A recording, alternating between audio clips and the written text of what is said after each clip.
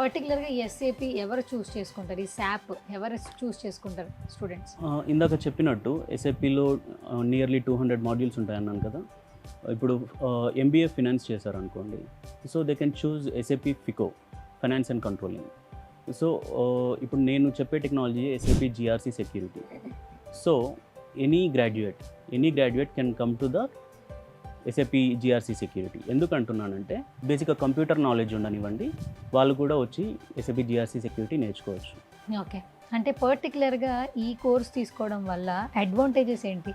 ఈ కోర్స్ తీసుకోవడం వల్ల అడ్వాంటేజెస్ ఏంటి అంటే, జనరల్గా ఎస్ఏపి అనేది గ్రేటెస్ట్ ఎంఎన్సీ కంపెనీస్లో రన్ అవుతుంటుంది.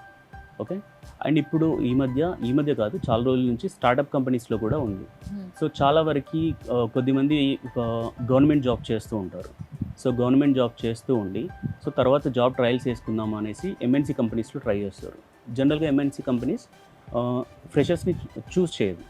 బట్ కొన్ని startup companies they can choose freshers, అంటే ట్రైన్డ్ ఫ్రెషర్స్, సర్టిఫై అయి ఉండాలి. సో దీంట్లో సర్టిఫికేషన్స్ అనేది 3 టైప్స్ ఉంటాయి. వన్ వచ్చేసి అసోసియేట్ లెవెల్ అని ఉంటుంది, ఇంకోటి స్పెషలిస్ట్ లెవెల్ అని ఉంటుంది, ఇంకోటి professionalism.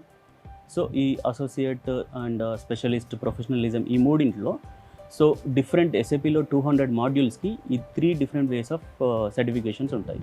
So certification cost from SAP వాళ్ళు కాస్ట్ చేస్తారు. So that is a different.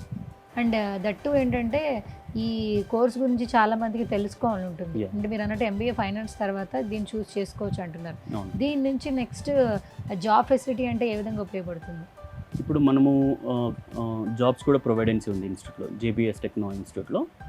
So ఏంటి అంటే ఫ్రెషర్ లెవెల్లో ట్రై చేసుకోవచ్చు స్టార్టప్ కంపెనీస్లో. అండ్ ఎక్స్పీరియన్స్ లెవెల్లో అంటే they need to have certification.